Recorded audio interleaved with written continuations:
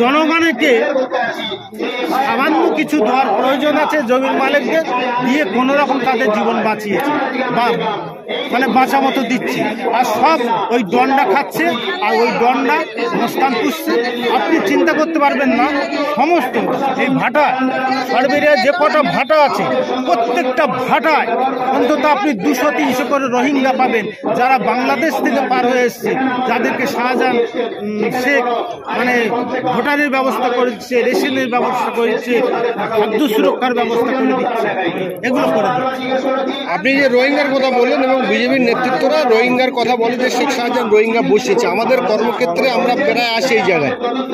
তো রোহিঙ্গাদের ভাষা একটা আলাদা, আমাদের ভাষা একটা আলাদা, কিন্তু আমরা এখনো পর্যন্ত কাউকে বুঝতে পারিনি যে এই লোকটা রোহিঙ্গা হতে পারে। নিশ্চয়ই রোহিঙ্গা মানে আপনার মায়ানমার থেকে এসছে, তো তাদের ভাষা আলাদা।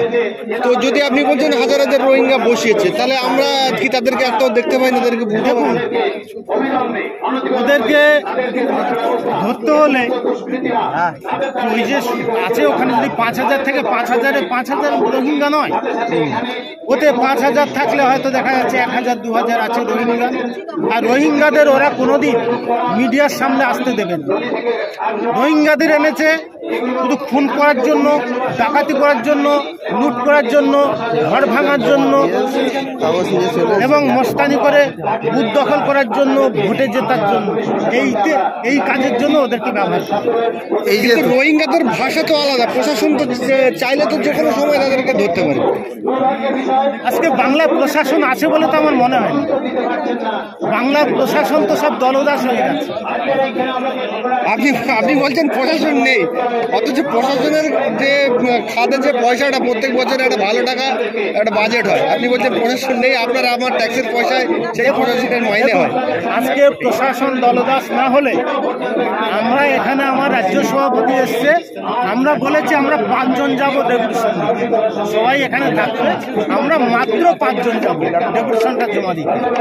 তা সেই 5 জনকে যাওয়ার জন্য আমরা অনুরোধ করলাম, আমাদের 4 জনকে যেতে দিল এবং এখানে রীতিমতো হাতাহাতি হয়ে আমার এক মহিলা মানে জেলা নেত্রী তার হাত থেকে হাঁটা খামচা করতে।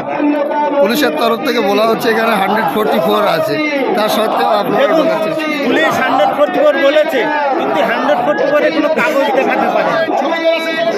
আমরা বললাম যে কেস নাম্বারটা দেন, কিন্তু কেস নাম্বার দিতে পারে। এটা সম্পূর্ণ পুলিশের ব্যর্থতা। পুলিশ দলদাসের মতো কাজ ব্যবহার করছে, পুলিশ দলদাস। এদের কাছে হচ্ছে আপনার নাম এবং পরিচয়?